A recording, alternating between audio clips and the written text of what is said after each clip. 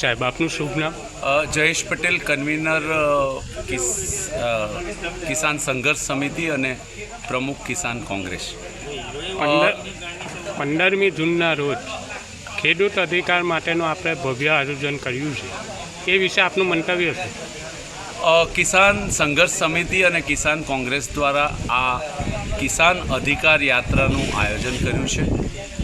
એક જ ધૂન 15 જૂન એ સૂત્ર સાથે ગુજરાતભરમાંથી જે ટાવર લાઇનથી અસરગ્રસ્ત 26 જિલ્લાઓ અને બાકીના તમામ કુલ 33 જિલ્લાઓમાંથી 1111 ટ્રેક્ટર અને ખૂબ મોટી સંખ્યામાં ખેડૂતો ગાંધીનગર પોતાની 5 માંગણીઓ લઈને જવાના છે. આપના માધ્યમથી સમગ્ર ગુજરાતના ખેડૂતોને અમે લોકો આહ્વાન કરીએ છીએ કે આપ આવો. જામનગરથી કચ્છ, ભુજથી, મોરબીથી, ઉત્તર ગુજરાત, બનાસકાંઠા, વાવ, થરાદ, બેચરાજીથી ખૂબ મોટી સંખ્યામાં ખેડૂતો આવવાના છે. દક્ષિણ ગુજરાતનામાંથી પણ 150 ટ્રેક્ટરો જવાના છે.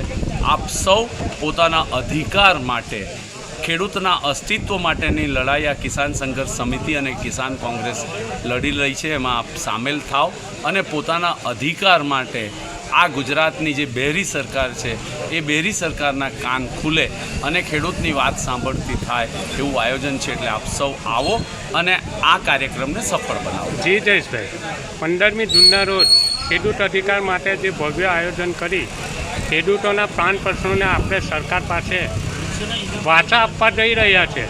આ અંગે સરકાર જો નીચું ના જોખમે તો આગળની રણનીતિ આવનારા દિવસોમાં ગુજરાતભરમાં પદયાત્રા કરવામાં આવશે અને એને લઈને ખેડૂતોના જે અધિકાર છે, ખેડૂતોના જે હક છે અને આ જે જમીન સંપાદનને લઈને, વીજ ટાવરોને લઈને જે પ્રશ્ન છે એને માટે ગુજરાતના 18,000 ગામડાઓમાં 18,000 ગામડાઓમાં ખેડૂતોને એ બાબતથી વાકેફ કરવામાં આવશે.